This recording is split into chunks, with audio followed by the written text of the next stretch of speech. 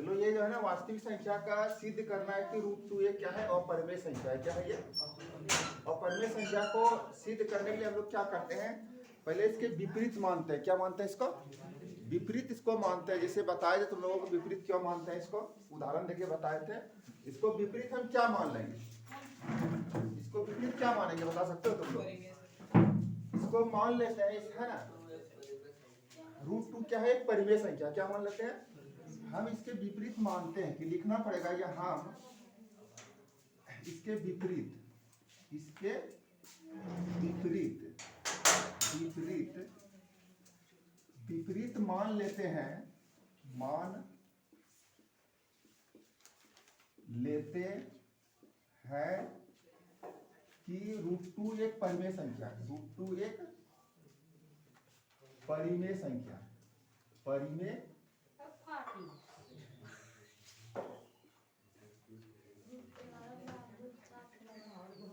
ठीक है। चलो हम इसके विपरीत क्या मान लिया कि एक परिमेय संख्या है। जब परिमेय संख्या है तो इसको p/q के रूप में लिख सकते हैं, ठीक है। तो इसे हम p/q के रूप में लिख सकते हैं। इसे हम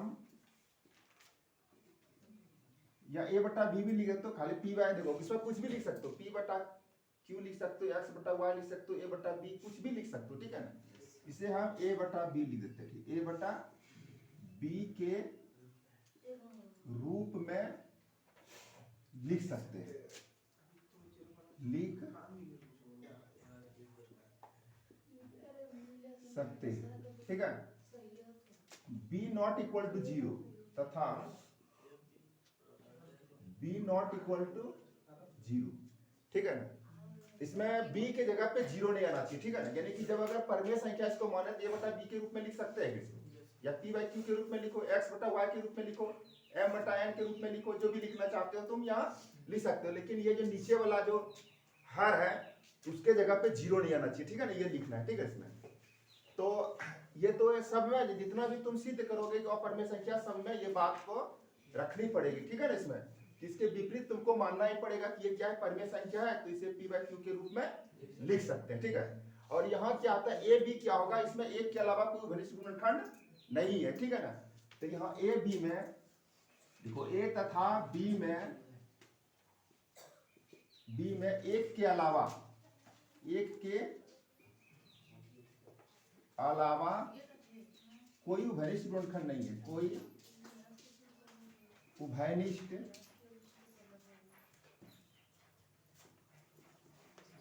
गुणनखंड नहीं है, गुणनखंड नहीं है,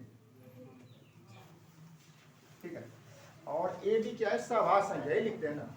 अगर तुम ये सेंटेंस देखो, ये जो हम लोग लिख रहे हैं, ए और बी में एक के अलावा कोई गुणनखंड नहीं है, ये अगर नहीं भी लिखो तो कोई दिक्कत नहीं है, ठीक है। लेकिन ये बात तुमको सब में रखना पड़ेगा, इस बात को तुमको सब में रखना पड़ेगा, ठीक है ना। लेकिन लिखने का लिख सकते हैं, कोई दिक्कत नहीं, ठीक है। इसमें यहाँ ए और बी सहवास संख्या है, अभाज्य संख्या है।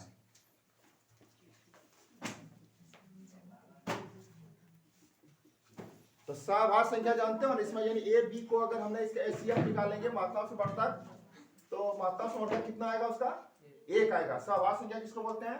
अगर ये ऑब्जेक्टिव में क्वेश्चन आए कि है ना, निम्नलिखित में कौन सा सहवास संख्या है, निम्नलिखित में कौन सा, तो जिसका देखो जब जोड़ा मिलेगा, जिसका देखो एचसीएफ अगर 1 निकलेगा, उसको क्या मानोगे, सहवास संख्या, ठीक है ना, ध्यान रखना, ठीक है। इसमें तो इसमें इतनी बात तुमको रखनी पड़ेगी कि ए और बी में एक के अलावा कोई उभयनिष्ठ गुणनखंड, उभयनिष्ठ का मतलब समझते हो ना, अगर ए के जगह पे कोई पूर्णांक होगा, बी के जगह पे कोई पूर्णांक होगा, ठीक है। जैसे कि मान लिया कि 2/3 होगा, इसमें क्या होगा, इसमें उभयनिष्ठ गुणनखंड क्या है, एक तो दोनों में आएगा, एक तो कोई काट ले सकता है, क्योंकि एक है ना, 1 से गुना करेंगे, क्योंकि तुम इसका गुणनखंड निकालते 2 का, 2 का अगर गुणनखंड निकालोगे 2 गुना 1, 3 का गुणनखंड निकालो तो क्या होगा, 3 गुना 1। देखो 1 इसमें भी आया, 1 इसमें भी आया, बताओ आया ना इसमें, इसका एचसीएफ कितना होगा, 1 हुआ कि नहीं। इसी को बोलते हैं सहवास संख्या, क्या बोलते हैं इसको, सहवास संख्या, ठीक है। तो ए बी में क्या है, एक के अलावा कोई है ना उभयनिष्ठ गुणनखंड नहीं है, और ए बी क्या है, सहवास संख्या, क्या है ये, सहवास संख्या है, ठीक है। तो अब चलो इसको क्या करेंगे, तो a बटा b के रूप में लिखना है, a बटा b के रूप में लिख देंगे, a बटा b लिख दिए बराबर किसको हमको सिद्ध करना है, √2 को। किसको सिद्ध करना है, √2 को, ठीक है ना। अब दोनों तरफ वर्ग करना है, क्या करना है ना, स्टेप बाय स्टेप समझ लो। a बटा b बराबर √2 लिख सकते हो अपने इतना, क्योंकि तुमने यहाँ लिखा है कि a बटा b के रूप में लिख सकते हैं, a बटा b के रूप में √2 को लिख सकते हैं, बताओ, ठीक है ना। तो इसमें क्या होगा, फिर आगे अगला स्टेप क्या करोगे, दोनों तरफ वर्ग करो। क्या करोगे, a बटा b लिख देना, इधर भी √2 लिख देना, ठीक है। और दोनों तरफ वर्ग कर देना, वर्ग का मतलब दोनों तरफ स्क्वायर लिख देंगे, ठीक है ना। अब यहां लिख दो, दोनों तरफ वर्ग करने पर, दोनों तरफ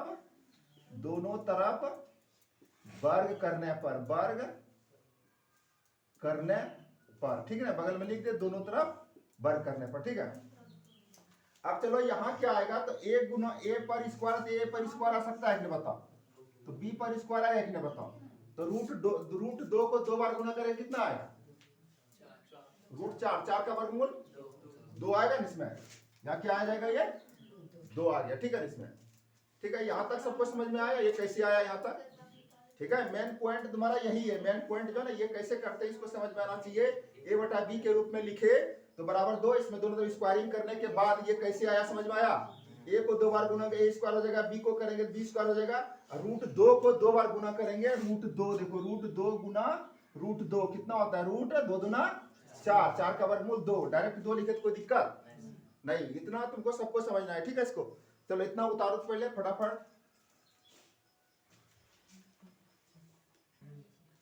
चलो यहां तक सबको समझ में आ गया कि यहाँ a स्क्वायर बटे b स्क्वायर बराबर 2 कैसे निकला, ठीक है ना। चलो अब आगे के स्टेप में हम लोग क्या करेंगे,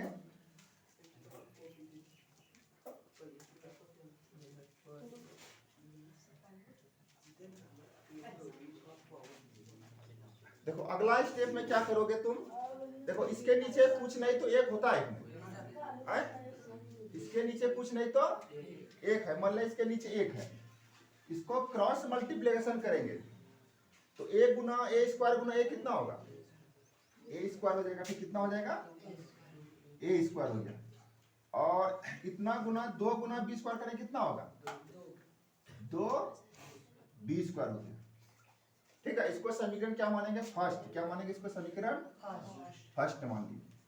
अब तुम लोगों को परमे में जो बताए थे 1.3 में कि 2 क्या करेगा, a स्क्वायर को विभाजित करेगा, कैसे करेगा, अगर तुम इसको b स्क्वायर बराबर लेते हो, b स्क्वायर लेते हो तो क्या हो जाएगा, a स्क्वायर बटे 2 होगा कि नहीं बताओ। 2 क्या करे, a स्क्वायर को विभाजित करता है तो 2 अलग अलग, इसमें कितना a है, 2a है ना, इसमें कहने का मतलब है कि a गुना a है बटे कितना हो गया, 2 हो गया, ठीक है। अगर 2a स्क्वायर को विभाजित करता है 2 अलग अलग a को भी विभाजित करेगा, 1.3 पढ़ने में हम लोग ये सीखे थे, ठीक है ना। तो यहाँ इतना करने की जरूरत नहीं, यहाँ खाली लिख दो,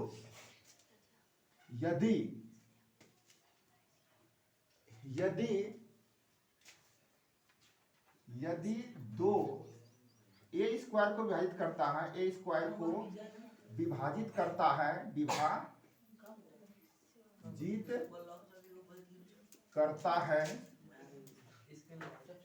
तो 2 a को भी विभाजित करेगा, a को भी विभाजित करेगा,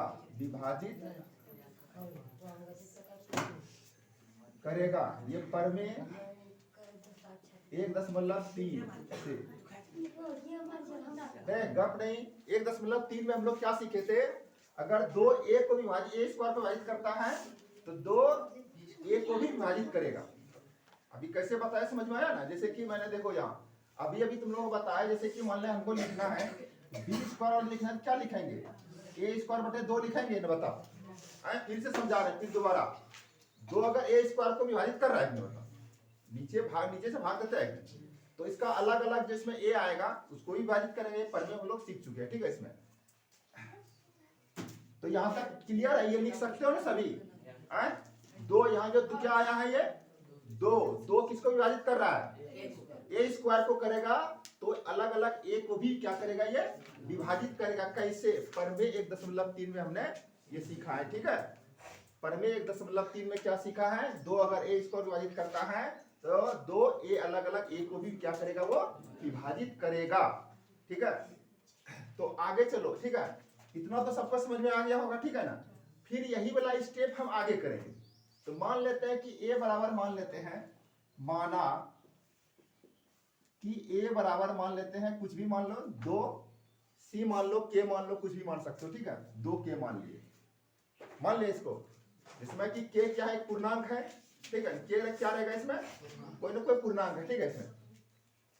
अब क्या है कि दोनों तरफ बार कर दो, यहां भी बार कर दिया, इधर भी 2 के पर बार कर दिया, लिख दो दोनों तरफ बार करने पर, दोनों तरफ वर्ग करने पर, ठीक है। ये सवाल ये कि हम ये क्यों कर रहे हैं, देखो अभी तक तो क्या है कि यहाँ 2 ए को विभाजित कर रहा है ना, कर रहा है, फिर 2 है ना, देखते हैं कि बी को विभाजित करता ही नहीं करता, 2 बी को विभाजित, अगर 2 ए को विभाजित कर रहा है, अगर 2 बी को विभाजित करेगा, इसका मतलब है कि इसमें एक के अलावा कोई और भी उभयनिष्ठ गुणनखंड आ रहा है, क्योंकि ये जो धारणा हो रहा है हमारी मान्यता के कारण हो रहा है, ठीक है, कि हमने जो गलत माना है कि √2 क्या है, परमेय संख्या, तब हो रहा है, ठीक है इसमें। उसी तरह हमने देखो क्या कि ए बराबर क्या मान लेंगे, 2k, क्योंकि ये 2 है, तीसरी को है ना, यहाँ के सी कुछ भी एम कुछ भी मान सकते हो, ठीक है तुम। और उसके बाद क्या करना, दोनों तरफ बार कर दो, इसमें भी बार किए, इसमें भी बार किया, यहाँ लिख दिए दोनों तरफ बार करने पर, ठीक है। तो अब चलो कितना हो गया, ए स्क्वायर बराबर कितना हो गया, 2 दूना 4 के स्क्वायर, कितना हो गया 4 के स्क्वायर, ठीक है। लेकिन ए स्क्वायर बराबर यहाँ कितना निकला है, तो लिख सकते हैं ए स्क्वायर का मान ये लिख सकते हैं, ये 2b स्क्वायर बराबर कितना हो जाएगा 4 के स्क्वायर, है ना। फर्स्ट से समीकरण फर्स्ट से लिख देंगे, समीकरण फर्स्ट में जो है ना ए स्क्वायर बराबर 2b स्क्वायर निकला हुआ है, तो यहाँ ए स्क्वायर बराबर 2b स्क्वायर लिख दिए, कोई दिक्कत, किसी को दिक्कत नहीं है यहाँ। अब चलो यहाँ अगर हम के स्क्वायर बराबर लिखेंगे, के स्क्वायर बराबर लिखेंगे, कितना हो जाएगा, के स्क्वायर कितना हो जाएगा, के स्क्वायर बराबर कितना हो जाएगा इसमें, 2b स्क्वायर बटे 4 होगा कि नहीं,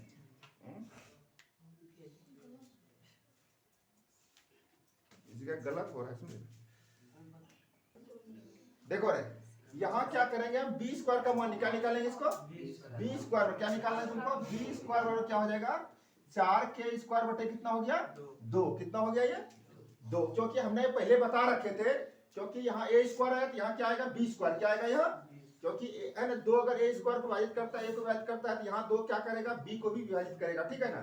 अब देखो 2 गुना कितना हो गया 4, ठीक है, तो बी स्क्वायर बराबर कितना हो गया 2 के स्क्वायर, कितना हो गया ये, बी स्क्वायर बराबर कितना हो गया 2 के स्क्वायर। अब यहाँ वही वाला बात देखो लागू होता है, यहाँ जैसे हमने लिखा था 2 अगर ए स्क्वायर को विभाजित करता है तो ए को भी करेगा, यहाँ 2 अगर बी स्क्वायर को विभाजित करता है तो बी को भी करेगा, ठीक है ना, यहाँ लिख देना है, ठीक है ना। तो यहाँ 2 बी स्क्वायर को विभाजित करता है, बी स्क्वायर को विभाजित करता है, तो 2 बी को भी विभाजित करेगा, बी को भी विभाजित करेगा, ठीक है, समझ में आ रहा है, ये यही वाला बात यहाँ आई ना, देखो 2 जो है बी स्क्वायर को विभाजित करता है तो 2 अलग अलग बी को भी विभाजित करेगा, ठीक है ना, ये बात सब में रखनी है, ठीक है। चलो यहाँ तक उतारो पहले, तो उसके बाद अगला स्टेप। चलो यहाँ तक तो हम लोग पहुंच चुके हैं कि 2 जो है बी स्क्वायर को विभाजित करता है तो 2 बी को विभाजित करेगा, इसका मतलब यहाँ हमने ऊपर क्या लिखा था, ए और बी में एक के अलावा कोई उभयनिष्ठ गुणनखंड नहीं है, लेकिन यहाँ 2 भी तो आ रहा है, 2 क्यों आ रहा है, क्योंकि हमने गलत माना है, क्या माना है, गलत मान लिया, क्या मान लिया है कि √2 क्या है, परमेय संख्या, क्यों क्या मान लिया है, वो गलत धारणा गलत मान्यता के कारण ऐसी स्थिति उत्पन्न हो रही है, ठीक है। इसलिए हम यहाँ क्या लिखेंगे, इसको लिख देना है सिर्फ,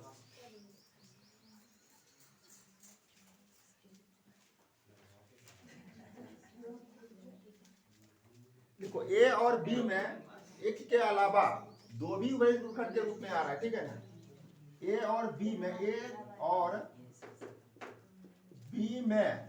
एक के अलावा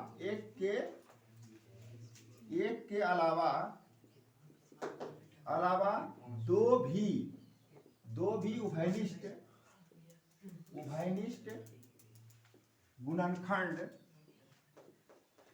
गुणनखंड, दो भी उभयनिष्ठ गुणनखंड आ रहा है, ठीक है ना। इसमें एक के अलावा दो भी आ रहा है ना। ये धारणा मेरी गलत मान्यता के कारण उत्पन्न हो रही, ठीक है ना। ये धारणा हमारी गलत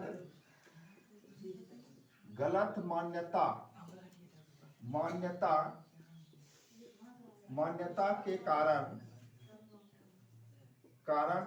उत्पन्न हुई है।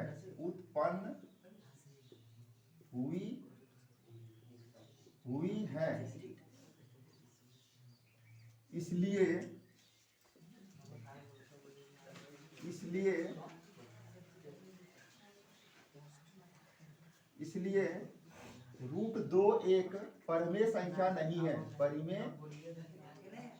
परिमेय संख्या नहीं है, तथा √2 एक अपरिमेय संख्या है। √2 एक अपरिमेय संख्या है, ठीक है। ये प्रूफ हो गया। देखो ये इसमें देखो ए और बी में एक के अलावा दो भी तो आ रहा है, दो भी उभयनिष्ठ खंड आ रहा है, ठीक है। यह धारणा हमारी गलत मान्यता के कारण उत्पन्न हुई है, क्योंकि हमने गलत मान रखा है कि √2 क्या है, एक परिमेय संख्या, ठीक है। तो इसलिए √2 परिमेय संख्या नहीं है। परिमेय संख्या नहीं है तो क्या है, √2 एक अपरिमेय संख्या। या तो डायरेक्ट लिख सकते हो √2 एक अपरिमेय संख्या है, कोई दिक्कत नहीं। परिमेय संख्या नहीं तो क्या है, अपरिमेय संख्या, ठीक है। इसमें चलो ये प्रूफ हो गया तुम्हारा, ठीक है। इस तरह से है ना हमको सिद्ध करके दिखाओगे कि √3 एक अपरिमेय संख्या है, ठीक है। इसी तरह जैसे मैंने सिद्ध किया ऐसे ही सिद्ध करके हम सबका कॉपी चेक करेंगे अभी, ठीक है।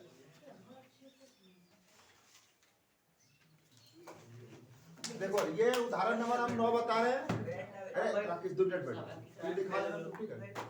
√3 क्या है, एक अपरिमेय संख्या है। क्या है ये, तो परिमेय संख्या। इसका विपरीत हम मान लेते हैं, इसके विपरीत हम मान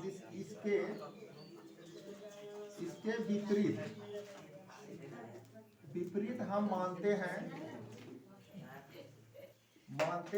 कि √3 एक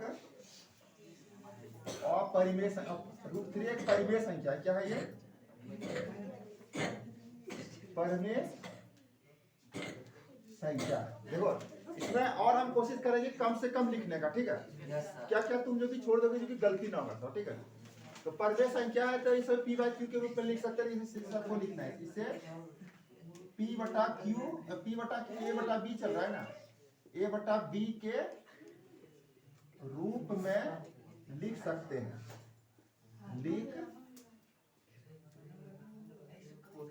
हैं, ठीक है। b not equal to 0, ठीक है। इतना तो लिखना ही पड़ेगा, ठीक है। उसके बाद डायरेक्ट अगर हम जो है ना इसमें a और b में एक के अलावा कोई उभयनिष्ठ खंड नहीं है, इसको नहीं भी लिखेंगे तो कोई दिक्कत नहीं है, लिख भी देंगे तो कोई दिक्कत नहीं है, ठीक है। तो इसमें लिखना है फिर a/b बराबर हो गया तुम्हारा √3, ठीक है। तो a/b इसको दोनों तरफ वर्ग कर देंगे जैसे उसमें किए थे वर्ग, तो a² b² बराबर हो गया 3। वर्ग करने पर दोनों तरफ लिख दो, वर्ग करने पर दोनों तरफ वर्ग करने पर, ठीक है। a² बराबर 3b², ठीक है। तो यहाँ क्या है, 3a² विभाजित करता है, 3a² को विभाजित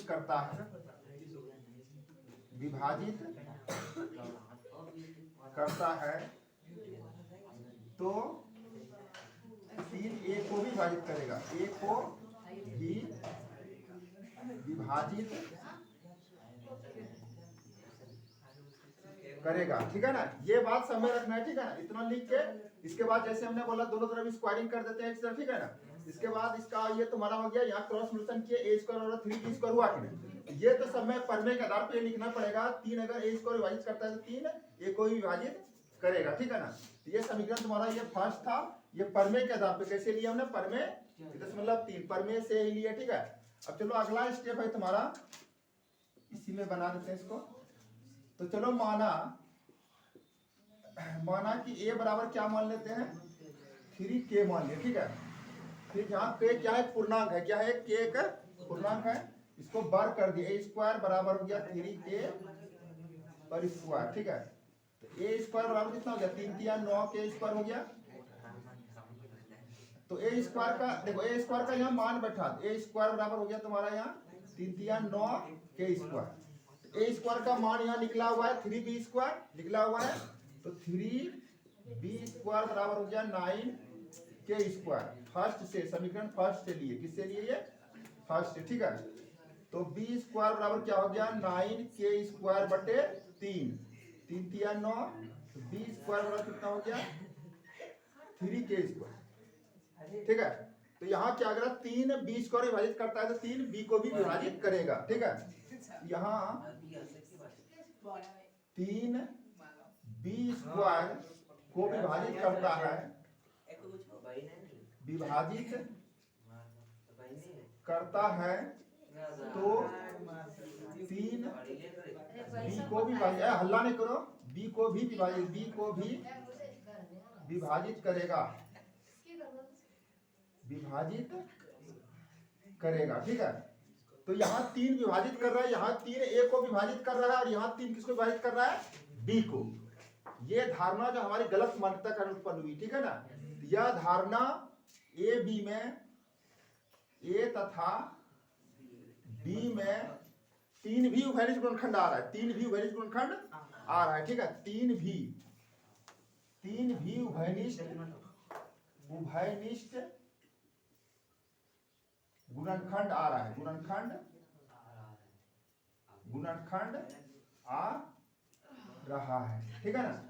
तो यह मान्यता हमारी गलत धारणा के कारण उत्पन्न हुई है, ठीक है ना। यह यानी कि ये जो आ रहा है, यह जो है हमारी गलत मान्यता, यह धारणा जो हमारी गलत मान्यता के कारण उत्पन्न हो रही है, ठीक है। हम यहाँ मिटा के लिख सकते हैं यहाँ, ठीक है। यहाँ तुम लोग उतार लिया ना यहाँ तक, इधर चलो। यह धारणा, देखो यह धारणा हमारी गलत मान्यता के कारण उत्पन्न हुई, यह धारणा हमारी गलत मान्यता के कारण उत्पन्न हुई है, ठीक है। इसलिए √3 एक अपरिमेय, √3 एक अपरिमेय संख्या है, अपरिमेय संख्या, ठीक है। √3 क्या है, एक अपरिमेय संख्या, ठीक है। इसमें इतना तो लिखना ही पड़ेगा, इससे आप कम नहीं कर सकते, ठीक है ना। लेकिन इतना पे लिखोगे तो तुम्हारा मार्क्स इसमें नहीं कटेगा, ठीक है ना।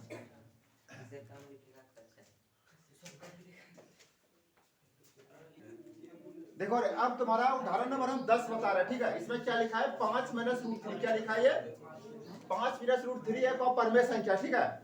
इसको चाहो तो तुम ऐसे भी सिद्ध कर सकते हो, ठीक है। एक है ना, जैसे कि हम लोग जानते हैं कि √3 क्या है, एक अपरिमेय संख्या है, और 5 क्या है, परमेय संख्या। लिख देना पड़ेगा तुमको कि √3 क्या है, एक अपरिमेय संख्या है, और 5 क्या है, एक परमेय संख्या है। तो परमेय संख्या में जो अपरिमेय संख्या घटा दे क्या प्राप्त होता है, अपरिमेय संख्या। इसलिए 5 - √3 क्या है, एक अपरिमेय संख्या। ये भी सिद्ध कर सकते, ठीक है। समझ रहे हैं, ये शॉर्टकट हुआ, ठीक है। और ऐसे अगर चलना है तो फिर जैसे किताब में समझाया जाता है उस तरह से सिद्ध करेंगे इसको, ठीक है। तो हम इसको मान लेते हैं, चलो मान लेते हैं इसके विपरीत,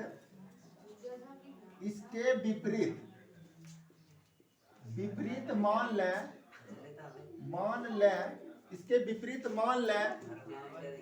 इसके विपरीत मान लें कि कोई गप नहीं करेगा, ठीक है। समझना है, फिर अभी नहीं समझोगे, फिर बाद में बोलो कि नहीं समझ में आया, ठीक है। इसमें तो 5 माइनस क्या है, √3 क्या है, एक क्या अपरिमेय, तो यहाँ दिया, सिद्ध करना है, उसको विपरीत न मानना है, परमेय संख्या मानना है। इसको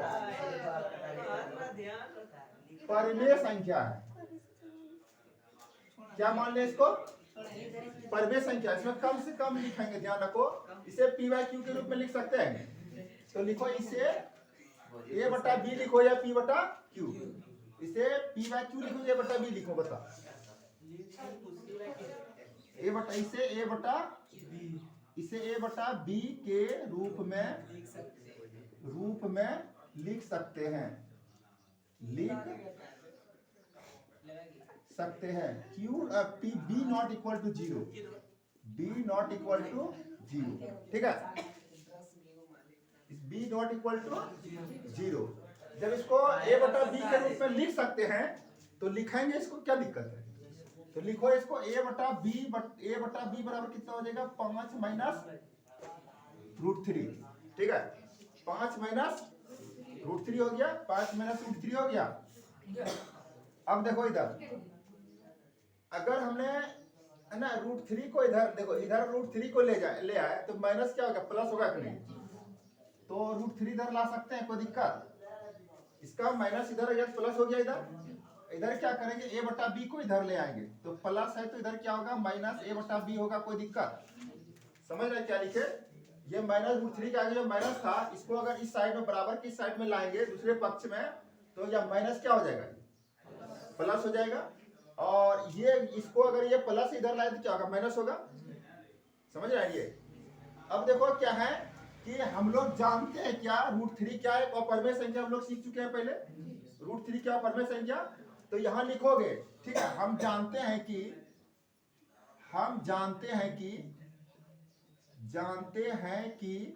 √3 एक अपरिमेय संख्या, √3 एक अपरिमेय संख्या है, और अपरिमेय संख्या है। जबकि ये देखो, इसमें ए बटा बी, इसमें रूट नहीं है ना, इसमें अगर इसको भिन्न का घटाव बनाएंगे तो ए बटा बी के रूप में ही आएगा, यानी पी बाई क्यू के रूप में आएगा। ये बताओ, ये परमेय का परमेय है, ये परमेय है, क्या है ये? तो लिखोगे जबकि 5 माइनस ए बटा बी क्या है, परिमेय संख्या है, परिमेय संख्या है। बताओ, ये अपरिमेय और ये परिमेय है, तो अपरिमेय बराबर परिमेय कभी संभव होगा? लिखोगे अपरिमेय बराबर परिमेय संभव नहीं है। अपरिमेय संख्या बराबर परिमेय संख्या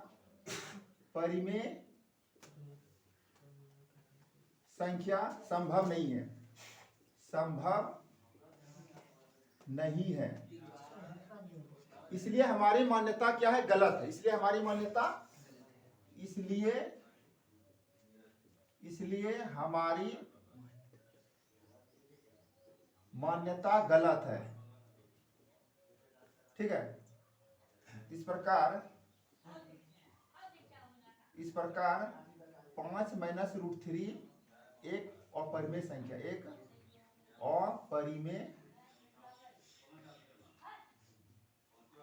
संख्या, बोलो शॉर्टकट चल दिए, ठीक है ना, कोई दिक्कत है इसमें? इस तरह से हम सिद्ध कर दिए क्या, 5 माइनस √3 क्या है, वो एक अपरिमेय संख्या, ठीक है। इसमें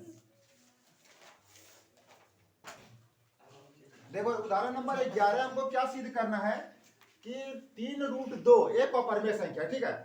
तो अपरिमेय संख्या, इसके विपरीत हम क्या मान ला, 3√2 क्या परमेय संख्या है, ये तो सब जैसे माने तो वैसे ही माने, ठीक है ना। इसको ए बटा बी के रूप में लिख सकते हैं, बी नॉट इक्वल टू 0। तो जब इसको मान चुके हैं कि ये परमेय संख्या है, इसको ए बटा बी के रूप में लिख सकते हैं, कोई दिक्कत नहीं, ए बटा बी के रूप में लिख दिए, कितना 3√2, ठीक है ना। यहाँ क्या करना है, तुमको √2 को अलग करना है। कैसे अलग करोगे, क्रॉस मल्टीप्लिकेशन, क्या करोगे यहाँ, क्रॉस मल्टीप्लिकेशन कैसे करोगे? देखो, इसको तुम क्या कर सकते हो, लिख सकते हो, जैसे कि मान ला कि इसको गुना करोगे, इसको ए बराबर क्या हो जाएगा, 3√2 बी हो जाएगा, 3√2 ये हो जाएगा। ये अगर इसको क्रॉस मल्टीप्लिकेशन करेंगे, ए गुना एक कितना होगा, ए होगा कि नहीं, और इसको गुना करो कितना, 3√2 बी होगा कि नहीं। हमको किसको अलग करना है, √2 को किसको अलग करना है, तो लिख सकते हैं √2 बराबर ए बटा 3 भी लिख सकते हैं कि नहीं, बताओ। जैसे कि देखो तुम लिखते हो जैसे कि मान लिया कि 5 बराबर हो गया 4x, लिखते हो कि नहीं? अगर यहाँ x बराबर निकालना हो तो x बराबर क्या लिखते हो? 5/4 लिखते हो कि नहीं? हमको यहाँ √2 को अलग करना है। √2 बराबर लिखेंगे a बटा जो बाकी बचता है वही नीचे जाएगा। समझ रहे? जैसे कि तुम लोग समीकरण बनाते हो 5 बराबर 4x लिखते हो, x बराबर क्या लिखते हो? 5/4 लिखते हो कि नहीं? उसी तरह अगर हमको निकालना है √2 को अलग करना है, √2 बराबर क्या होगा? a बटा 3b होगा कि नहीं? इसमें समझ रहे हैं ना? √2 कैसे अलग हुआ समझ में आया यहाँ? तो √2 क्या है?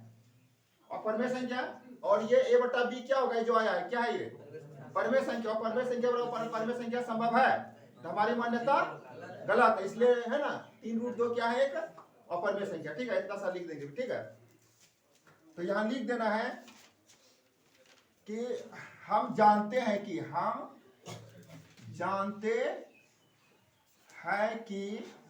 √2 एक अपरिमेय संख्या, एक अपरिमेय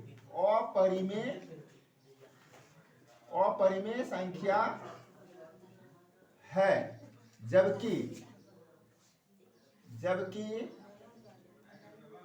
a बटा 3b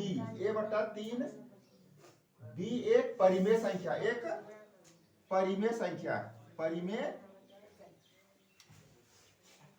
संख्या है। ठीक है, तो अपरिमेय संख्या बराबर परिमेय संख्या संभव नहीं है। अपरिमेय संख्या बराबर अपरिमेय संख्या बराबर परिमेय संख्या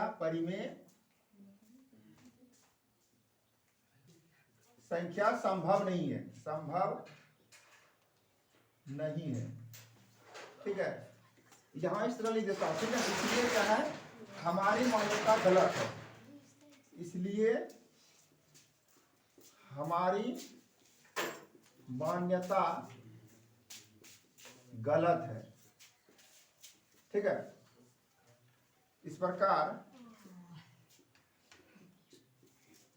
3√2 एक अपरिमेय संख्या, एक अपरिमेय संख्या है। प्रूव्ड हो गया तुम्हारा। तो इस तरह कोई समझने में किसी को दिक्कत है इसमें? इसमें सिर्फ रूट को अलग कर दो बस। रूट को, क्योंकि रूट को अलग कर दिया √2 को। हम जानते हैं कि √2 क्या अपरिमेय संख्या है, जबकि a बटा b हो गया परमेय संख्या है, और परमेय संख्या और परमेय संख्या संभव नहीं है। क्योंकि देखो, अगर ये परमेय संख्या तो ये भी परमेय संख्या होना चाहिए है, लेकिन इसका विपरीत नहीं लग रहा है ये, क्योंकि a बटा p/q के हम लोग किसको लिखते हैं? परमेय संख्या को ही लिखते हैं सिर्फ, क्योंकि यहाँ लिखा है कि a बटा b का रूप ले सकते हैं परमेय संख्या, जिसको a बटा b के रूप में लिख सकते हैं। ठीक है, तो यहाँ a बटा b के रूप में आया तो ये परमेय संख्या हो गया, जबकि √2 क्या है? क्योंकि इसका 2 का अगर वर्गमूल निकालेंगे तो पॉइंट में आएगा, वो चलते रहेगा, ना तो कभी खत्म होगा। ठीक है, ना तो दोहराएगा संख्या, ऐसा होगा। ठीक है, इसमें इसलिए क्या है? ये एक अपरिमेय संख्या। ठीक है, इसमें इस तरह से अगला सवाल भी बनेगा तुम्हारा। ठीक है, चलो 1 नंबर सवाल हम लोग साइंस का 1 नंबर पहले बना चुके हैं। ठीक है, जब हम शुरू में बता रहे थे ये परमेय, उसी टाइम हम ये क्या किए थे? √5 एक अपरिमेय संख्या हम सिद्ध किए थे। ठीक है, ये सिद्ध कर चुके हैं। तो 1 नंबर हम छोड़ रहे हैं, 2 नंबर से बना रहे हैं। कहां से बना रहे हैं? ये 2 नंबर से। 2 नंबर में क्या सवाल है? 3 प्लस √2 क्या है? एक अपरिमेय संख्या, इसको हमको सिद्ध करना है। क्या करना है? इसको सिद्ध करना है। ठीक, सवाल ठीक लिखा है ना? चलो ठीक है, तो इसको सिद्ध करना है तो हम वही करेंगे कि इसको इसके विपरीत माने। क्या मानेंगे? तो चलो मान लेते हैं, माना कि इसके विपरीत मान लेते हैं, इसके विपरीत मान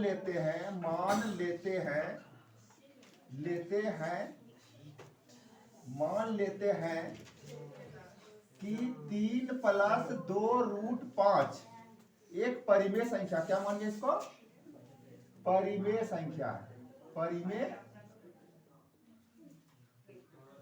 संख्या है। इसको अगर विपरीत माने, a बटा के रूप का है ये। ठीक है, इसे a बटा b के रूप में लिख सकते हैं, इसे a/b के रूप में लिख सकते हैं,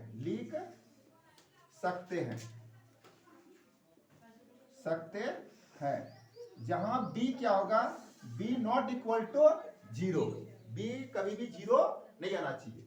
तो जब a बटा b के रूप में लिख सकते हैं तो इसको लिखना है हमको a बटा b बराबर कितना हो गया 3 + 2√5।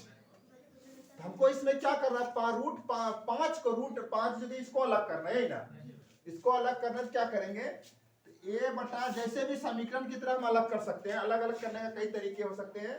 तो इसमें देखो 3 को इधर लाएंगे तो प्लस है तो क्या होगा माइनस हो जाएगा, -3 हो गया तुम्हारा। अब बराबर क्या बचा 2√5 बचा है। अब रह गया इसमें 2 रह गया, 2 को भी अलग करना है, ठीक है।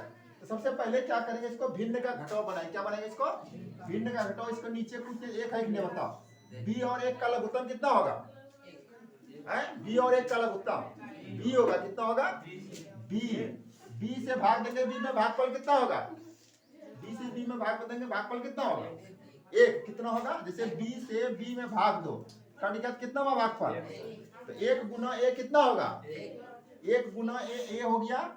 इधर देखो a से 1 से भाग देंगे तो b में भागफल कितना होगा b होगा। अब b गुना 3 कितना होगा 3b कितना हो जाएगा ये 3b बराबर कितना हो गया 2√5। अब क्या करेंगे यहाँ क्रॉस मल्टीप्लीकेशन करेंगे। क्या करेंगे इसको यहाँ इसके नीचे कुछ एक है। अब इसको क्रॉस मल्टीप्लिकेशन करो, इसको ऐसे भी लिख सकते हो -2 हो गया 3b।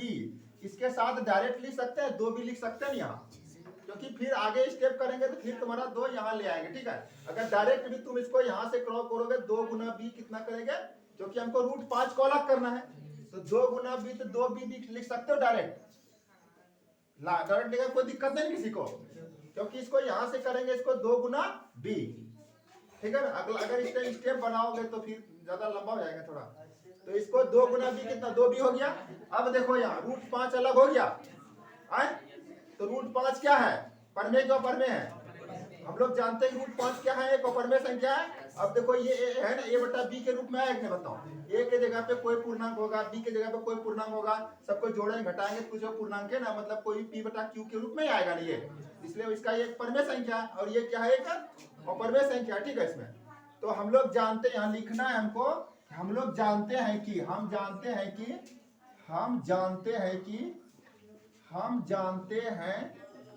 √5 एक अपरिमेय संख्या, एक अपरिमेय संख्या है। जबकि इसमें क्या है a-3b बटे 2b एक परिमेय संख्या है। क्या है एक परिमेय संख्या है,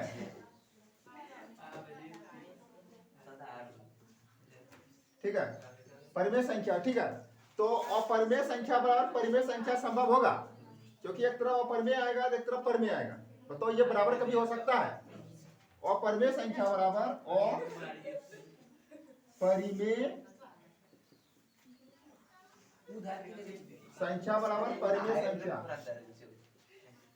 परिमेय संख्या जो संभव नहीं है, जो संभव नहीं है, ठीक है। इसलिए हमारी मान्यता गलत है, इसलिए हमारी मान्यता गलत है। इस प्रकार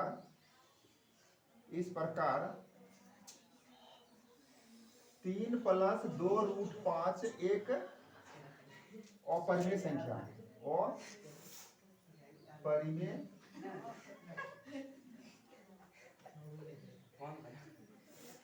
ये प्रूफ हो गया, ठीक है अपरिमेय संख्या, ठीक है।